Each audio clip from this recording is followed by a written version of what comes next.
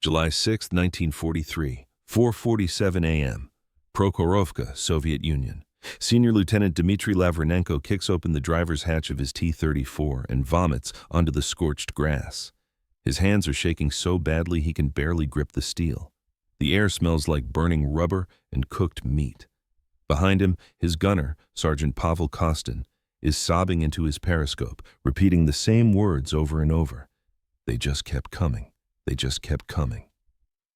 Lavrenenko wipes his mouth, forces himself to stand, looks across the field toward the rally point where his regiment, 186 tanks strong this morning, is supposed to be reforming. He counts the silhouettes. 5 tanks, 7, 9. He counts again, slower, praying he miscounted. 11 tanks out of 186. His legs give out. He sits down hard on the fender, staring at the smoking wreckage that stretches across 5 miles of Ukrainian farmland. Hundreds of burning hulks, Soviet and German metal twisted together like a graveyard of steel giants, the largest tank battle in human history, and he just realized they lost. Not the battle, they stopped the Germans, blunted the offensive, saved Kursk. But the cost, 3 Soviet tanks for every German panzer, a mathematics of slaughter that no army can sustain, a victory that feels like annihilation. Lavrenenko touches his chest, feeling for the pocket where he keeps the tally marks. 22 confirmed kills today, 22 German tanks destroyed by his crew in 14 hours of continuous combat. He's a hero. He's also one of 11 survivors. 16 hours earlier, the sky over Prokhorovka is the color of old bruises, purple and gray, with the sun barely cresting the horizon. The air is thick and humid, the kind of oppressive summer heat that makes steel burn to the touch and turns tank interiors into ovens. Senior Lieutenant Dmitry Lavrenenko stands in the commander's cupola of T-34, number 205, binoculars pressed to his face, scanning the rolling farmland to the south. He's 26 years old, lean and wiry, with the kind of calm intensity that makes men trust him under fire. This is his 19th month in a tank, his 3rd T-34.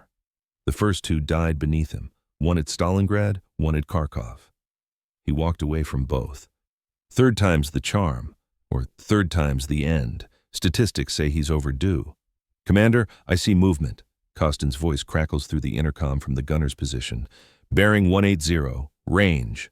Scheisse, range 2,000 meters and closing."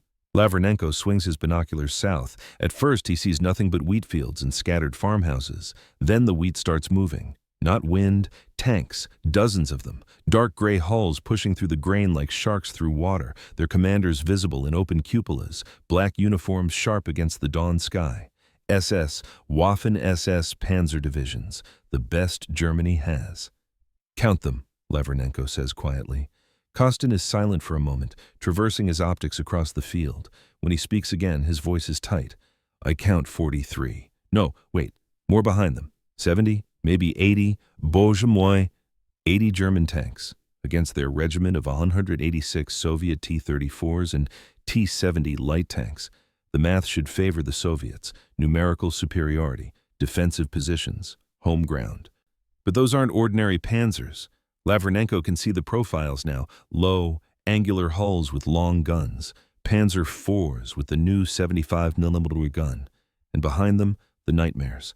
Tigers, massive 60-ton monsters with 88mm guns that can punch through a T-34's frontal armor at 2 kilometers. He counts 6 of them. The radio crackles.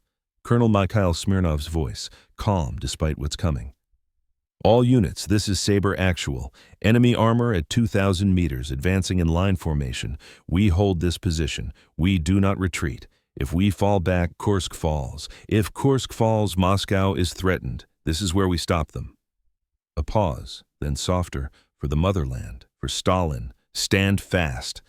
The radio clicks off. Around Lavrenenko, across the gently rolling hills north of Prokhorovka, 186 Soviet tanks sit hull down in prepared positions, turrets exposed, hulls hidden behind earthen berms. The crews have been here since midnight, digging, camouflaging, preparing. They've known this was coming for weeks. Operation Citadel, Germany's summer offensive, the largest armored assault in history, designed to encircle and destroy the Soviet forces at Kursk. This is the Schwerpunkt, the decisive point. The Germans have to break through here. The Soviets have to stop them. Load armor piercing, Lavrenenko orders. Range 1,800 meters. Target the lead panzer on the left flank. See him? The one with the commander standing in the cupola. I see him. Kostin's voice steadies. The familiar routine of gunnery calms him. Range 1,800. Target acquired. Below them, in the driver's compartment, Corporal Ivan Chernyshev guns the engine, a 500-horsepower V-12 that roars like a caged animal. The T-34 is a beautiful machine, all brutal simplicity and raw power. Sloped armor that deflects shots, wide tracks that grip mud, a 76mm gun that can kill anything if you get close enough. If you get close enough, that's the problem. A Tiger can kill a T-34 at 2,000 meters. A T-34 can kill a Tiger at 500 meters, which means Soviet doctrine is simple. Close the range, fast. The German line is at 1,600 meters now. Lavrenenko can see individual commanders, see the muzzle brakes on their guns, see the heat shimmer rising from engine decks. They're moving slowly, methodically, maintaining formation. Textbook panzer tactics, 1,400 meters. The radio erupts. All units, fire at will, attack, attack, URA. The world explodes. 186. Soviet tanks lurch forward simultaneously, engines screaming, throwing up clouds of dirt and exhaust. They crest the berms and charge directly at the German line, a wall of steel and fury racing across open farmland at 30 kilometers per hour. It's insane. It's suicidal. It's exactly what Soviet tank doctrine demands. Negate the German range advantage by closing to point-blank distance as fast as possible. Lavrenenko grabs the intercom. Chernyshev, full throttle, straight at them. Kostin, fire when you have a shot. The T-34 accelerates violently. The ride is brutal, every bump and dip slamming through the suspension, throwing the crew against their stations. The engine noise is deafening. The whole tank smells like diesel and sweat and fear. At 1,200 meters, the German line opens fire. The first salvo is like thunder rolling across the steppe, 80 guns firing nearly simultaneously. The shells are hypersonic. You don't hear them until they've already passed. A Panzer IV's 75mm round hits the T-34 to Lavrenenko's left, punching through the turret and detonating the ammunition. The explosion lifts the 26-ton tank completely off the ground. It crashes back down on its side, burning, crew dead before they knew they were hit. Another T-34 takes an 88mm round from a Tiger. The shell enters through the glasses plate, travels through the driver, through the engine, and out the back, leaving a perfectly round hole. The tank coasts to a stop, smoke pouring from every opening. Kostin, fire! The 76mm gun recoils with a crack that makes Lavrenenko's ears ring even through the padded helmet. The breech slams back, ejecting a smoking shell casing that clatters on the turret floor. Through the smoke, Lavrenenko sees the round impact, a bright orange spark on the front of a Panzer IV. The German tank slews sideways, track blown off, mobility kill. Target, load next! The loader, Private Alexei Fedorov, 19 years old, 3 weeks in the tank, is already slamming another round into the breech. His hands are blistering from hot metal, but he doesn't slow down. Can't slow down. The moment you stop loading is the moment you die. 800 meters. The gap is closing. Soviet and German tanks firing on the move now, shells crossing in midair. A Tiger's 88mm round passes so close to Lavrenenko's head that he feels the sonic crack, a physical slap of overpressure. It hits a T-70 light tank behind him. Obliterating it in a single catastrophic hit, the shell is bigger than the tank it's shooting at. Traverse left, Panzer IV at 10 o'clock, fire! Another hit. The Panzer IV brews up, ammunition cooking off in a fountain of sparks and secondary explosions. 2 kills, 600 meters. They're in the German formation now. The neat lines have dissolved into chaos. Tanks circling, hunting, firing at point-blank range. A Tiger turns its massive turret toward them, the 88mm barrel tracking like the eye of a predator. Driver, hard right, now! Chernyshev cranks the steering levers. The T-34 pivots on one track, slewing sideways. The Tiger fires. The muzzle blast is a physical wall of pressure that rocks the T-34 on its suspension. The shell misses by 2 meters, plowing into the ground and throwing up a geyser of dirt. Lavrenenko is already shouting, "Kostin, his flank! Hit his flank!" The T-34 completes its turn. Kostin has a perfect 90-degree shot into the Tiger's side armor, the thinnest part, where the engine deck meets the hull. He fires. The round punches through, detonates inside the engine compartment. Smoke and flame erupt from the Tiger's engine grills. The crew bails out, uniforms on fire. 3 kills. And it's only been 6 minutes since the battle started. The battle has no front line anymore. No rear, no flanks. Just 266 tanks, German and Soviet, locked in a swirling melee across 5 square kilometers of Ukrainian farmland. It's less like a battle and more like a knife fight in a phone booth. Ranges so close you can see the enemy loader's face through his hatch. So close that ricochets from your own gun can hit you. Lavrenenko's T-34 weaves through the chaos like a boxer, never stopping, never presenting a static target. Chernyshev is driving on instinct now, left, right, forward, reverse, reading the battlefield through his narrow vision slit and keeping them alive by never being where the German gunners expect. Panzer IV, 2 o'clock, range 200 meters. Kostin doesn't wait for the order. The 76mm barks. The Panzer IV's turret rings with the impact. Penetration. The German tank stops, smoke billowing from the commander's cupola. The crew scrambles out, one man's uniform burning, another clutching a shattered arm. 4 kills. A T-34 to their left takes a hit from a Tiger at 300 meters. The 88mm shell goes through both sides of the turret like it's cardboard. The Soviet tank's gun barrel droops, pointing at the ground.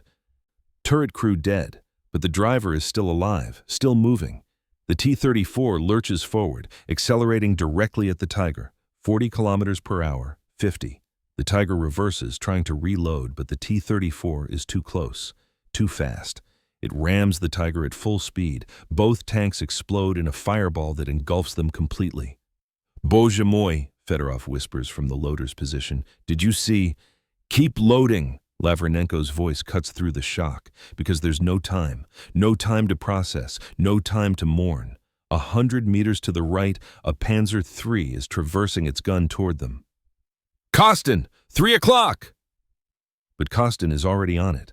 The breach is barely closed when he fires. The shot is hasty, rushed. It hits the Panzer III's track, not the hull. The German tank spins in place, immobilized. Not a kill. But in this battle, a mobility kill is a death sentence. Someone else will finish it. Lavrenenko keys the radio. "Sabre 205 to any unit. What's our position? Where's the regiment?" Static. Then a voice, breathless, panicked. "Sabre, actual is down. I say again, Colonel Smirnov's tank is burning. Lieutenant Petrov is assuming command." The transmission cuts off. An explosion, maybe, or the radio operator took a shell. Lavrenenko switches frequencies, tries again, gets nothing but chaos, fragmentary reports, screaming, the sound of gunfire in the background of open microphones. They're on their own. "Commander Stu G, 11 o'clock, hull down behind that barn." Lavrenenko swings his binoculars. There, a Sturmgeschütz 3, a low-profile assault gun dug into a firing position. Its 75mm gun is already tracking toward them. No turret to traverse. Just point the whole vehicle. Fast. "Driver, reverse. Get us back." Chernyshev slams the levers. The T-34 lurches backward just as the Stu-G fires. The shell passes through the space they occupied a second ago and hits a burning T-70 behind them, adding to the funeral pyre. "Hard left. Get around that wreck. Use it for cover." They circle the burning tank, using it as a shield. Lavrenenko is calculating angles, distances, exposure times. The Stu-G is reloading, maybe 10 seconds before it can fire again. They need to get a shot without exposing themselves to the rest of the German line. "Chernyshev, on my mark, pull forward 3 meters. Just 3. Kostin, the moment you see his flank, fire." "Ready?" "Ready. Now." The T-34 noses forward. Kostin's sight picture clears the wreck for maybe half a second, just enough to see the Stu-G's side armor. He fires on instinct, no time to aim properly. The round hits low, punches through the lower hull. The Stu-G doesn't explode. It just stops. The crew bails out, one man dragging another who's missing his legs below the knees. 5 kills. A massive explosion erupts 200 meters ahead. A Tiger has taken a penetrating hit from somewhere, probably an anti-tank gun position. The ammunition detonates with such force that the turret flies 30 meters into the air, tumbling end over end before crashing down onto a burning Panzer IV. The sound arrives a second later, a deep, gut-shaking boom that you feel in your chest. "That's 6 Tigers down," Kostin says, voice tight. "I've been counting. That's 6 out of 12. We're winning. We have to be winning." But Lavrenenko is looking at the battlefield with a commander's eye, and he's not seeing victory. He's seeing T-34s everywhere, burning, shattered, abandoned.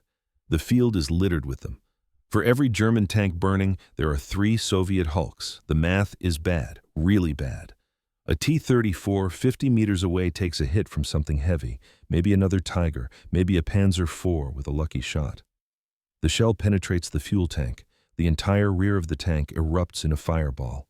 The crew tries to bail out. 2 men make it, 3 don't. Lavrenenko watches one of them, burning, stumbling, falling, and forces himself to look away, to keep scanning, to keep fighting. Because if he stops, if he thinks about it for even 1 second, he'll break. "Panzer IV, dead ahead! He's running!"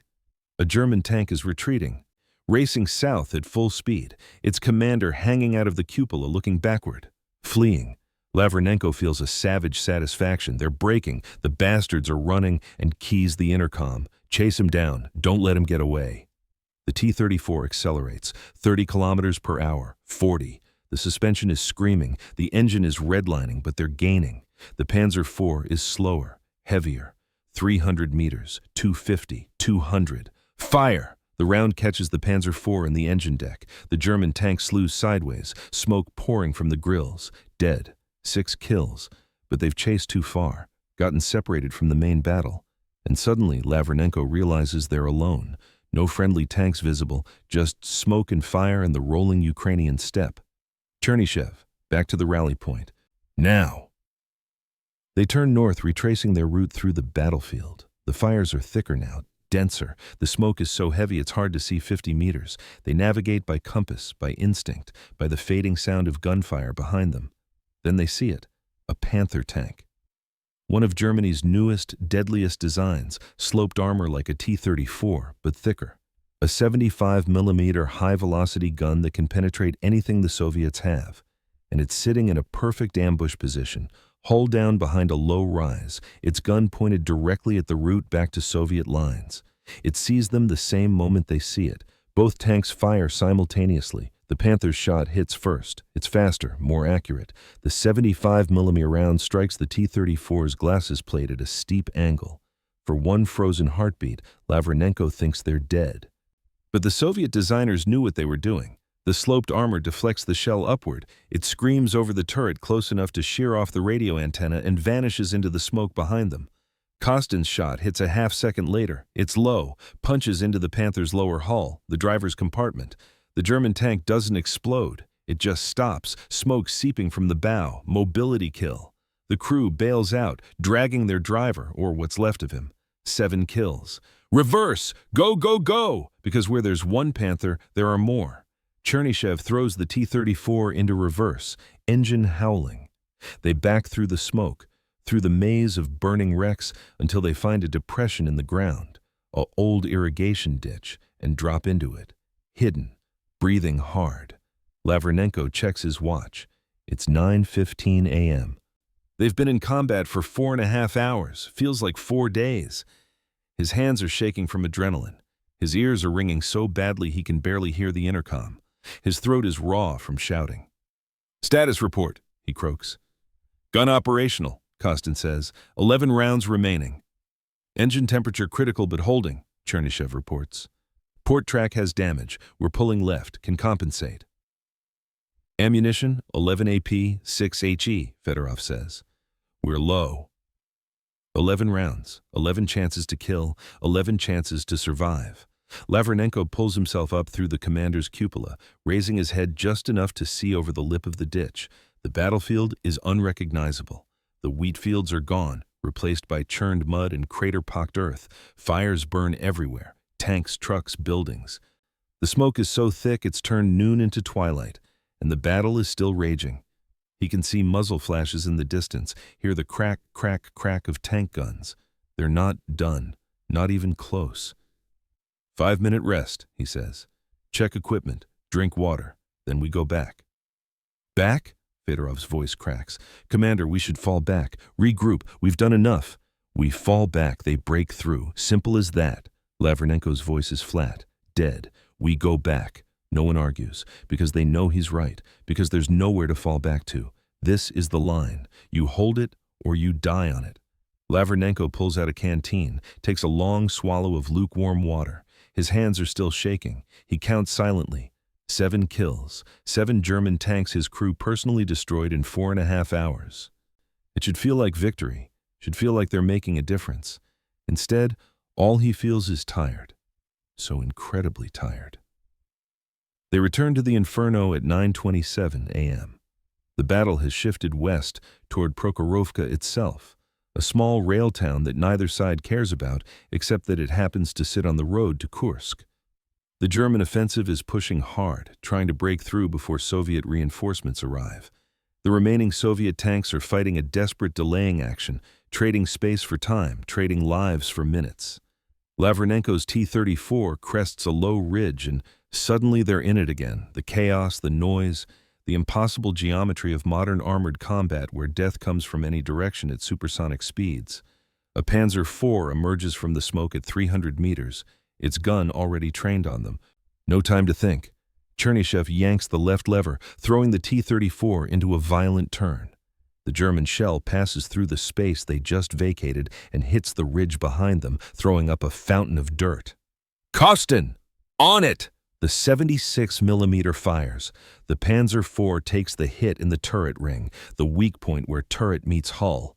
The German tank stops, turret frozen at an odd angle, crew evacuating through the side hatches. 8 kills. They don't stop, don't celebrate, just keep moving, because stopping means dying. The T-34 crashes through a wooden fence, across someone's garden, cabbages crushed under the tracks, and into the ruins of a barn, partial cover. Chernyshев stops, engine idling, giving them a moment to scan. Commander, look at this. Kosten's voice is strained. Just look. Lavrenenko peers through his periscope and his stomach drops. The field ahead is a graveyard. Dozens of T-34s, T-70s, even some of the newer T-34-85s with the bigger guns. All burning, all abandoned. He counts quickly. 47 Soviet tanks visible from this position alone. 47. And the battle started with 186. How many do you think are left? Fedorov whispers. Doesn't matter. Keep loading. But it does matter. It matters because the mathematics of attrition are brutal and unforgiving. The Germans are losing tanks too. Lavrenenko can see maybe 20 German hulks scattered among the Soviet wrecks. But the ratios are wrong. 3-1, maybe 4-1. The Soviets are being bled white. The radio crackles. Falling back to secondary positions, all units acknowledge. Static. Then another voice. Different frequency. Need support at grid 447-229. We're being overrun by... More static. Then nothing. Tune to regimental frequency, Lavrenenko orders. Find out who's still alive. Chernyshев cycles through the channels. Dead air. Static. A German voice. Mocking. Laughing. Then finally, Sabre units, this is Sabre 17. Rally point is now the railway embankment south of Prokhorovka. Say again, rally point is the railway embankment. Any surviving units report in. This is Sabre 205, hey. Lavrenenko transmits. Still operational. 7 confirmed kills. Moving to rally point. A pause. Then, 205. Lavrenenko, you're still alive? Slava Bogu, we thought, never mind. Get to the embankment. Lieutenant Petrov is trying to organize a final defensive line. How many tanks at the rally point? Another pause. Longer this time. Enough. Just get here. The transmission ends. Lavrenenko doesn't like that pause. Doesn't like enough as an answer. But orders are orders. Chernyshев, head for the railway. Use whatever cover you can find. They move through the ruins, staying low, using wreckage and buildings for concealment. The fighting has moved into Prokhorovka itself now. You can hear small arms fire, the chatter of machine guns, the crump of mortars. Infantry combat. The tankers' war is mixing with the infantrymen's war, and that means things are desperate. A Tiger appears from behind a burning building at 400 meters. Caught by surprise, gun pointed the wrong direction. Both tanks see each other simultaneously. It becomes a race. Who can traverse faster, load faster, fire first? Target Tiger. 4 o'clock! Kostin is already spinning the turret hand crank. Slow, too slow. The electric traverse is faster, but it's broken. Took shrapnel hours ago. The Tiger's turret is moving too, that massive 88mm barrel swinging toward them like the finger of God. Faster! I'm trying! 50 degrees, 60. The Tiger's gun stops moving. Lined up, the German gunner has them. Lavrenenko makes a decision. Chernyshев, ram speed, straight at him. What? Do it! The T-34 lurches forward, accelerating directly at the Tiger. It's insane. It's the only move that makes sense. The Tiger is hull down, dug in. They can't flank him, can't run. But if they close the distance fast enough, the Tiger's long gun becomes a liability. You can't shoot what's right in front of you. 20 kilometers per hour, 30, 40, the Tiger fires. The muzzle blast is blinding, but the shot is hasty, rushed. The German gunner didn't expect the charge. The 88mm shell passes over the T-34's turret so close that Lavrenenko feels the heat. 300 meters, 250. Kostin, his tracks. Can't get the angle. Then his drive sprocket, anything. 200 meters, the Tiger is reloading. You can see the crew frantically working the breach. 10 seconds, maybe 8. Kostin fires. The shot hits the Tiger's right track, blowing 3 links apart. The German tank slews sideways, immobilized. Not a kill. The crew is still alive, the gun still works. But they're pinned. Driver, hard left, get behind him! The T-34 skids around the Tiger's flank in a spray of mud. Now they're at 50 meters, a perfect 90-degree shot into the Tiger's side armor. Kostin doesn't wait for orders. Fires. The round punches through the hull, detonates inside the fighting compartment. Smoke and flame erupt from every hatch. 9 kills. But they've been stationary for too long. A Panzer IV that Lavrenenko didn't see, didn't even know was there, fires from 300 meters. The 75mm shell hits the T-34's turret, punching through the side armor. The interior of the tank becomes hell. The shell doesn't fully penetrate. The armor catches it, deforms it, but the spalling is catastrophic. White-hot fragments of steel shear off the interior wall and ricochet through the fighting compartment like shrapnel grenades. One piece takes Fedorov in the throat. Another catches Kostin in the shoulder, spinning him away from the gun sight. Lavrenenko is thrown against the turret wall, his vision going white, then red. Something hot is running down his face. Blood, his blood. He can't hear. The overpressure has deafened him temporarily. Can't think. But muscle memory takes over. He grabs Kostin, checks him. Alive. Wounded but alive. Fedorov is down, not moving, blood pooling, dead. The 19-year-old kid who'd been in the tank for 3 weeks is gone. No time to process. The Panzer IV is reloading. Lavrenenko drops into the gunner's seat. Kostin can't work the controls with his shoulder mangled. Traverses the turret manually, cranking the wheel with bloody hands. The Panzer IV comes into the sight picture. Range 250 meters. Easy shot. If he can load the gun himself, he can't. You need 2 men, 1 to load, 1 to fire. That's how the T-34 works. Chernyshев, come up here. Load the gun! The driver hesitates.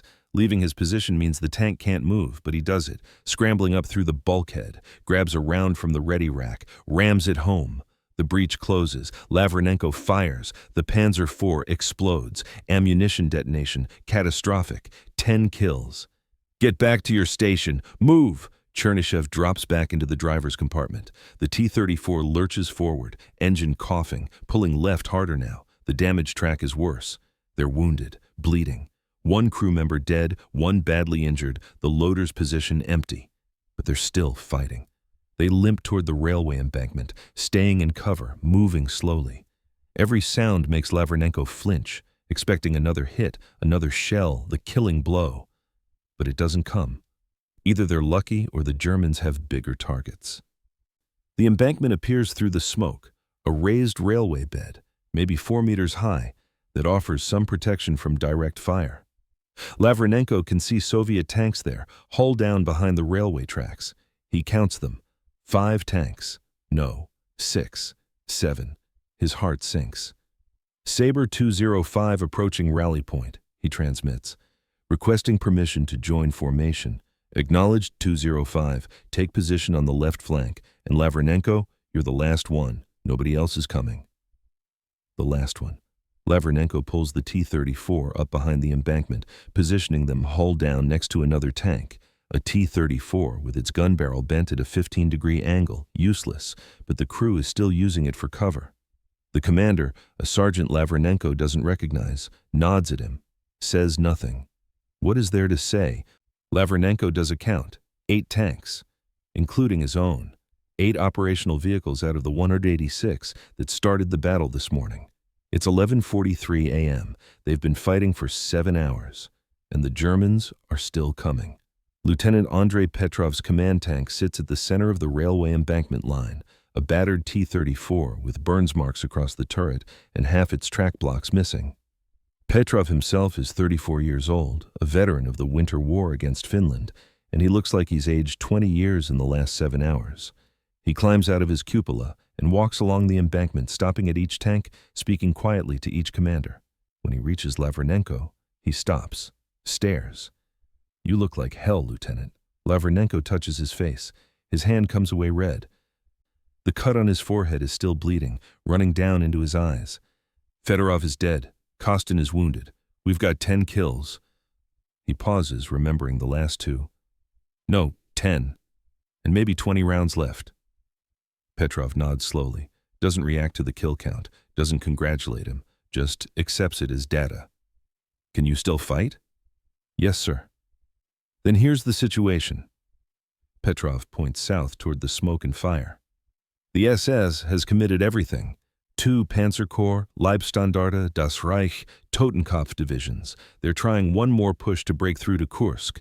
Command estimates they still have maybe 40 operational panzers, plus infantry support. And we have 8 tanks. "We have 8 tanks," Petrov agrees, plus 3 Su-85 assault guns dug in behind us, and maybe 2 companies of infantry with anti-tank rifles scattered through the ruins. That's it. That's what stands between the SS and Kursk.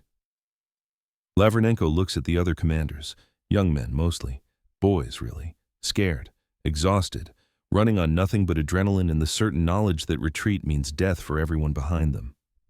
"How long do we hold?" someone asks. "Until we're dead," Petrov says simply, "or until they pull back. Those are the only 2 outcomes." No one speaks, because there's nothing to say. The mathematics are simple. 8 Soviet tanks cannot stop 40 German panzers, but they're going to try anyway, because the alternative is unthinkable. "Go back to your tanks," Petrov says quietly. "Preserve ammunition. Don't fire until you have guaranteed kills. Make every shot count. And if when they break through the line, don't run. Just keep firing until you can't anymore." He walks back to his tank. The commanders return to theirs. Lavrenenko drops back through the cupola into the smell of blood and cordite. Kostin is slumped against the turret wall, his shoulder bandaged with strips of uniform fabric. Chernyshev is in the driver's seat, hands on the levers, staring at nothing. "Load 1 round, Lavrenenko tells them. "Then we wait." The wait is worse than the fighting. In combat, you're too busy to think, to process. But now, sitting in the silence, the reality starts to seep in. Fedorov's body is still in the loader's position, covered with a jacket. Every time Lavrenenko looks down, he sees the outline. "I should be loading," Kostin says quietly. His face is gray from blood loss. "I can't fire with this shoulder, but I can load." "You can spot," Lavrenenko interrupts. "Watch the left flank. I'll work the gun." Working the gun alone means traversing, aiming, firing, and loading by himself. It's possible, barely, but it cuts their rate of fire in half. Maybe worse. The T-34 was designed for a 5-man crew for a reason. At 12:14 p.m., the German assault begins. They come from the south and southwest, a coordinated push with infantry and armor working together. Panzer Grenadiers in half-tracks, advancing under covering fire from dug-in Panthers and Panzer IVs. Smart tactics, professional. 800 meters, Kostin reports. "I count 15 Panzers, plus infantry. 15 against 8. Better odds than before. Worse odds than any sane commander would accept." "Hold fire," Petrov's voice on the radio. "Let them close. 600 meters. The Germans advance steadily, infantry dismounting from half-tracks, spreading out in textbook assault formation. The Panzers provide overwatch, moving forward in bounds. 3 move while 3 cover, leapfrogging toward the Soviet line. They've learned from the morning's chaos. This time they're not charging into a knife fight. This time they're doing it by the book. 600 meters, Lavrenenko calls out, the range where T-34s become effective, where Soviet guns can reliably penetrate German armor. All units, fire, Petrov's command. 8 Soviet guns fire simultaneously. The sound is like a thunderclap. Through the smoke, Lavrenenko sees 3 hits, a Panzer IV brewing up, a Panther taking a track hit, another Panzer IV slewing sideways with a penetration. 3 kills from 8 shots. Good shooting. Lavrenenko is already reloading, muscle memory taking over. Extract spent casing, grab new round from ready rack, ram it home. Close breach, traverse to new target, fire. The routine that's kept him alive for 19 months. The return fire is immediate and accurate. A 75mm round from a Panther hits the T-34 next to Lavrenenko's position, punching through the turret. The Soviet tank brews up, ammunition cooking off in a pillar of flame. 7 tanks left. Kostin, find me a target. Panzer IV, 2 o'clock, 400 meters. He's hull down behind that knocked-out T-70. Lavrenenko traverses. The Panzer IV is barely visible, just the turret exposed. A difficult shot. He takes his time, compensating for range, for wind. For the slight list their damaged track gives the T-34. Fires. The round hits the Panzer IV's turret roof, a lucky hit, punching through the thinner top armor. The German tank stops, smoke pouring from the cupola. 11 kills. But the Germans keep coming. They've accepted the casualties, absorbed the losses, and now they're inside 400 meters. Infantry are advancing through the ruins, carrying Panzerfausts, single-shot anti-tank rockets, deadly at close range. An explosion rocks the embankment. One of the Su-85 assault guns takes a direct hit from something heavy, probably an 88mm from a Tiger that Lavrenenko can't see. The assault gun's ammunition detonates, throwing the gun barrel 50 meters through the air. The Soviet line is collapsing. Not breaking, collapsing. The difference is important. Breaking means panic, means running. Collapsing means dying in position while trying to hold. Another T-34 takes a hit, this one from a Panzerfaust at close range. The shaped charge punches through the side armor, killing the crew instantly. 6 tanks left. Commander! Chernyshev's voice is high, panicked. Infantry, right flank, they're in the... Machine gun fire rakes across the T-34's hull. German Panzer Grenadiers, 30 meters away, using a demolished building for cover. They're firing at the vision slits, trying to blind the crew or force them to button up. Lavrenenko grabs the coaxial machine gun trigger, traverses the turret right, fires a long burst. The 7.62mm rounds chew through the building's remaining walls. 2 Germans go down, the others scatter. But while he's dealing with infantry, the Panzers advance. A Panther comes around the flank, perfect position, perfect angle, fires at 200 meters. The shell hits the T-34 directly ahead of Lavrenenko's position. The Soviet tank explodes so violently that burning debris rains down on them. 5 tanks left. We can't hold this, Kostin says quietly, not panicking, just stating fact. We don't have to hold, Lavrenenko replies, lining up another shot. We just have to slow them down. He fires, misses. The round hits the ground 5 meters short of a Panzer IV, throwing up dirt, curses, reloads. The loader's job and the gunner's job and the commander's job all at once. It's too much, too slow. The Panzer IV fires back. The shell hits their right track, blowing 6 links apart. The T-34 lurches sideways, immobilized. Chernyshov tries to move. The left track spins uselessly in the mud while the right track doesn't move at all. We're stuck, the driver reports unnecessarily. Stuck, immobilized, a stationary target, but the gun still works. Lavrenenko traverses back to the Panzer IV, 400 meters, moving target. He leads it slightly, accounting for its speed. Fires. The round catches the Panzer IV in the side as it turns. Penetration. The German tank stops, crew bailing out. 12 kills. Petrov's voice on the radio. All units, they're breaking through on the right flank. I repeat, they're... Static, then nothing. Lavrenenko looks right. 3 German tanks, 2 Panthers and a Panzer IV have gotten past the defensive line. They're behind the embankment now, in the Soviet rear area, free to maneuver. The battle is over. The line is broken. Chernyshov, Lavrenenko says calmly, can you get us moving at all? No, sir. Track is completely gone. We're not going anywhere. Then we fight from here. He loads another round. Kostin, find me targets. For the next 20 minutes, they sit in their broken tank and fire at anything German that moves. A half-track full of infantry, 13 kills. A Panzer IV trying to flank the remaining Soviet positions, 14 kills. A Stu-G assault gun moving through the ruins, 15 kills. They're firing so much that the gun barrel is glowing cherry red. The breech mechanism is starting to malfunction. Twice it fails to close properly, and Lavrenenko has to cycle it manually. They're down to 9 rounds, then 6, then 3. A Tiger appears at 400 meters, fully operational, fresh. It hasn't been in the fighting yet, probably held in reserve, and now it's pointing its 88mm gun directly at them. Lavrenenko knows they can't penetrate a Tiger from the front at this range, not with a 76mm gun. It's mathematically impossible. He fires anyway. The round hits the Tiger's glacis plate and ricochets into the sky content. Doing no damage, the Tiger doesn't even flinch, just sits there, taking aim.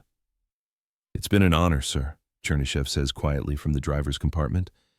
"Yes," Lavrenenko agrees, "it has." The Tiger fires. The shell hits the ground 3 meters in front of the T-34. Not a miss, a warning shot. The Tiger sits there, 400 meters away, its massive gun barrel pointed directly at them, not firing, not moving, just waiting. Lavrenenko's hand hovers over the gun controls, confusion replacing the acceptance of death he'd felt a second ago. Why didn't they fire? At this range, with a stationary target, the Tiger's gunner couldn't possibly miss, unless... The radio crackles, a German voice speaking in thickly accented Russian. "Soviet tank, you are surrounded. You have fought well. Surrender now, and you will be treated as prisoners of war under Geneva Convention. You have 30 seconds to exit your vehicle with hands visible." Lavrenenko looks at Kostin, at Chernyshev. Both men stare back at him, waiting for orders.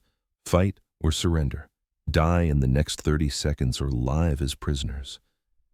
He looks down at Fedorov's covered body, at the blood on the turret walls, at the 2 remaining rounds in the ready rack.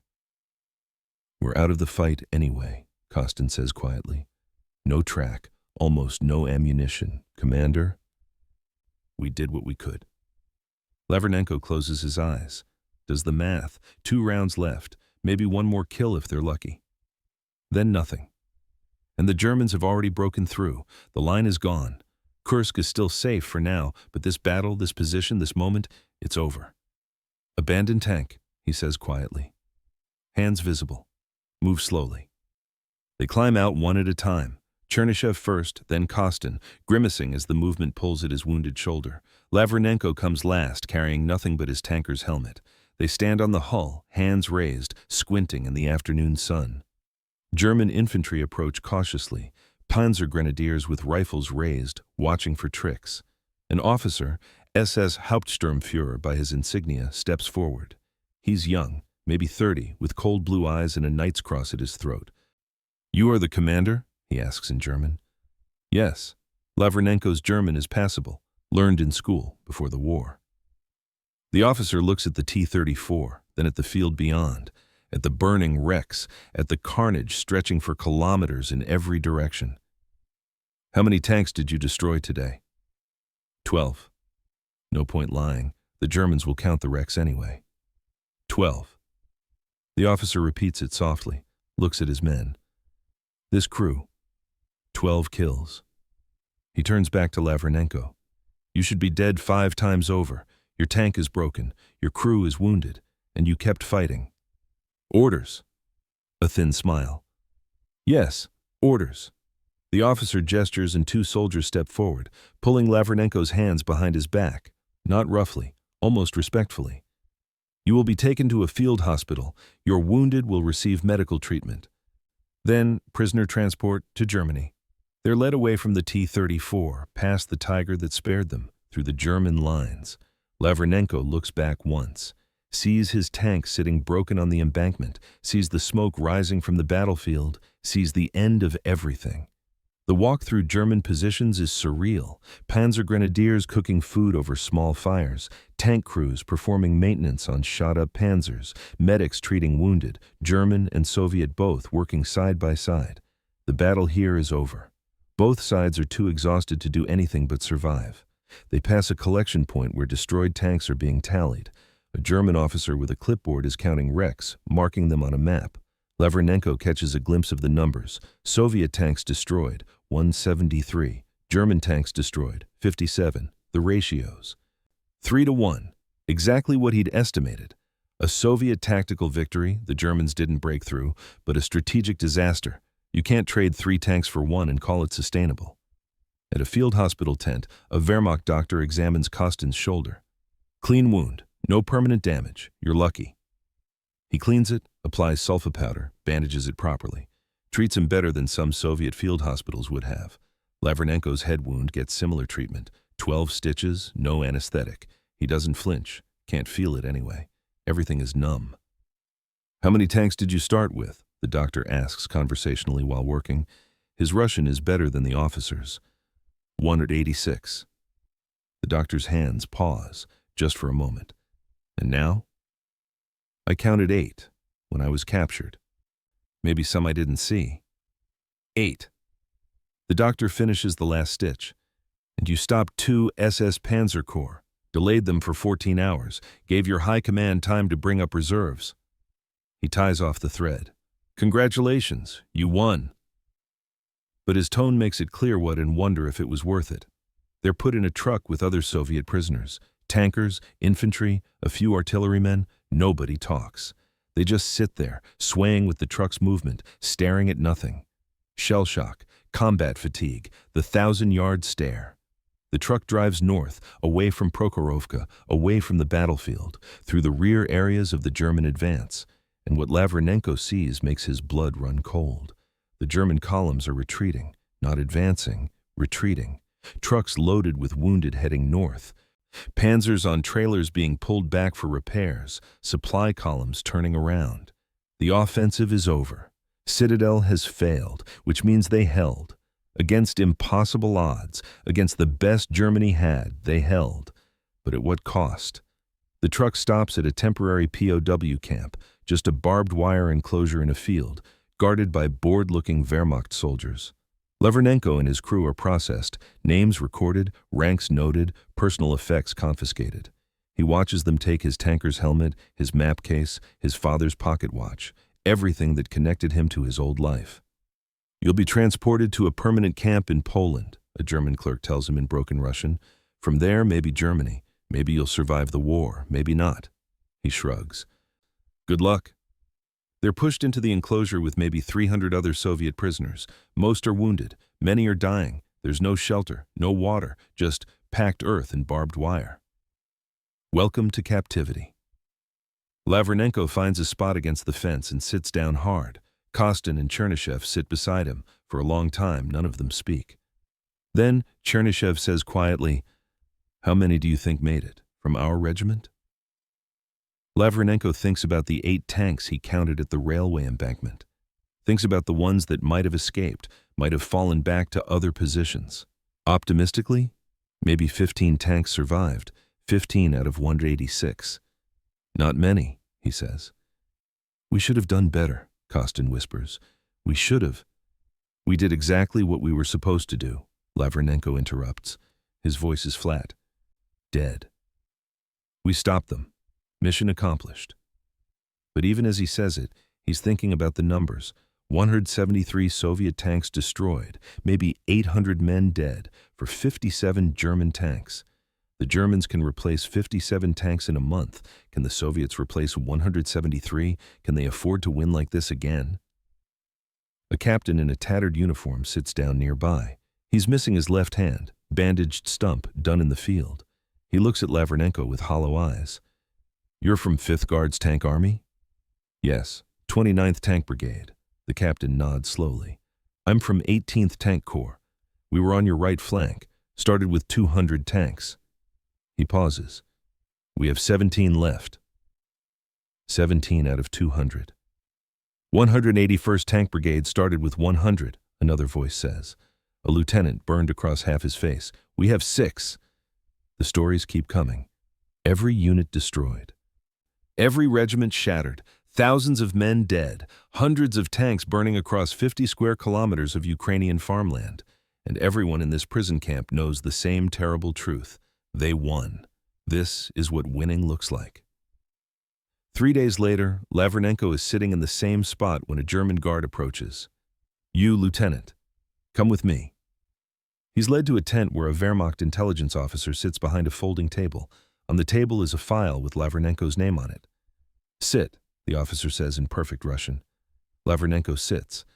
"I've been reviewing after-action reports. Your tank, T-34 number 205, was observed throughout the battle.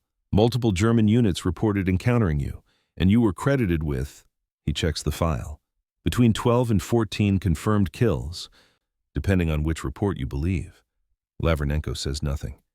"That's an impressive number, Lieutenant. Remarkable, even. You should be proud." "I'm not." The officer looks up, studies him. "No, I don't suppose you are." He closes the file. "Do you know what we're calling the battle? Prokhorovka. The largest tank battle in history. 800 tanks engaged, approximately 400 destroyed. A Soviet victory, by the metrics that matter anyway. You stopped our offensive. Kursk is safe." "At what cost?" "Ah, yes, the cost." The officer leans back. "For every German panzer destroyed, you lost 3, maybe 4 Soviet tanks. Your 5th Guards tank army was effectively annihilated, losses approaching 75%. Most units ceased to exist as combat formations." He pulls out a photograph. Aerial reconnaissance. Shows the battlefield from above. Hundreds of black dots, each one a destroyed tank. It looks like a disease, a cancer spreading across the landscape. This is what total war looks like, Lieutenant. Not the propaganda, not the heroic speeches. This, steel graveyards and casualty ratios and victories that feel like defeats. The officer slides the photo across the table. "You fought bravely. Your crew fought bravely. Germany respects that, but bravery doesn't change mathematics." Lavrenenko stares at the photo, counts the dots, stops counting when he reaches 100. "Why are you telling me this?" "Because in a few months you'll be repatriated. The war will end. Germany will lose. We both know that now. And you'll go home. Back to the Soviet Union. And they'll ask you what happened at Prokhorovka, what you saw, what you did." The officer's voice drops. "Tell them the truth. Tell them that frontal assaults against prepared defenses cost 3 tanks for everyone destroyed. Tell them that courage without tactics is just suicide. Tell them that you can't win by bleeding faster than the enemy." They won't listen. No, probably not, but tell them anyway. The officer stands. The interview is over. Lavrenenko is led back to the camp, back to the barbed wire and the dying men and the waiting. On the 5th day, a Soviet officer appears at the fence, a major from NKVD, the secret police. He's negotiating prisoner exchanges with the Germans, trading captured Soviets for captured Germans. It's irregular, but both sides are doing it now. Too many prisoners, not enough food. "Tankers from 5th Guards," he shouts. "Step forward!" Lavrenenko, Kostin, and Chernyshev step forward with maybe 20 others. The major walks down the line examining each man. "You're being released," he says. "Prisoner exchange. You'll be back in Soviet lines by tonight." Someone cheers. Others smile. Relief. Salvation. But Lavrenenko feels nothing. Because he knows what comes next. The interrogations. The accusations. Why were you captured? Why didn't you fight to the death? Are you a traitor? Are you a coward? The NKVD doesn't trust soldiers who've been in German captivity. Even for 5 days, they're loaded into trucks, Soviet trucks this time, and driven east. Back across the battlefield, back past Prokhorovka. The town is rubble. The fields are still burning. Recovery crews are working through the wrecks, pulling bodies out, cataloging the dead. Lavrenenko stares out the back of the truck and counts wrecks, gives up after 200. At the Soviet lines, they're unloaded and immediately separated, each man taken to a different tent for debriefing. Lavrenenko sits across from an NKVD captain who asks the expected questions. What happened? Why were you captured? Did you reveal any information? "I fought until my tank was immobilized and I was out of ammunition," Lavrenenko says mechanically. "Then I surrendered rather than die pointlessly. I revealed nothing except name, rank, and serial number." The captain makes notes. "And your kill count? The Germans claim you destroyed 12 panzers." "That's approximately correct." "Approximately," The captain looks up. Be precise, Lieutenant. Exactly how many? 12 confirmed. Maybe 2 more unconfirmed. I lost count during the final assault. More notes. Then, your regiment suffered catastrophic losses. 186 tanks reduced to approximately 15 operational vehicles. Can you explain why the casualties were so severe? And there it is. The accusation hidden in a question. Why did so many die? Because we were ordered to charge prepared German positions in broad daylight across open ground, Lavrenenko says flatly. Because we traded 3 tanks for every one we killed. Because frontal assault doctrine against modern panzers is suicide. The captain's pen stops moving. Are you criticizing Soviet tactical doctrine, Lieutenant? I'm reporting what I observed. It sounds like criticism. Lavrenenko looks at him. At this man who's never sat in a burning tank, never watched his loader die, never counted 12 kills and wondered why it doesn't feel like victory. Write whatever you want in your report, Captain. I've told you the truth. The interrogation continues for 2 more hours. Eventually, he's released, cleared of suspicion for now, and sent to a replacement depot where they're forming new units from survivors. He finds Kostin and Chernyshev there, both cleared as well. They sit together in a tent, eating the first hot meal they've had in a week. They're assigning us to new tanks, Chernyshev says. New crews, back to the front in 2 weeks. Good, Lavrenenko says quietly. Good? Kostin stares at him. Commander, we almost died. We watched everyone else die, and you want to go back? I don't want to go back, but the war isn't over, and someone has to finish it. They eat in silence after that. Because there's nothing else to say. The war will continue, the battles will continue, the dying will continue, until one side can't sustain the losses anymore. And Lavrenenko knows with terrible certainty which side that will be. Senior Lieutenant Dmitry Lavrenenko survived the war. He was reassigned to a new tank, a new crew, and fought through Ukraine, Poland, and into Germany itself. He was never captured again, never spoke about Prokhorovka unless directly ordered. The Battle of Prokhorovka did stop the German offensive. Operation Citadel failed. Kursk held. The tide of the Eastern Front turned permanently in the Soviet Union's favor after that day. But the cost was staggering. Soviet 5th Guards Tank Army lost approximately 400 tanks at Prokhorovka. Some estimates say higher. The Germans lost between 60 and 80 panzers, depending on which records you believe, a ratio of roughly 5-to-1. The greatest tank battle in history was also one of the most lopsided. Stalin did rethink frontal assault doctrine after Prokhorovka, but not in the way that mattered. The Red Army would continue to accept catastrophic losses throughout the war, overwhelming German forces through sheer numerical superiority rather than tactical finesse.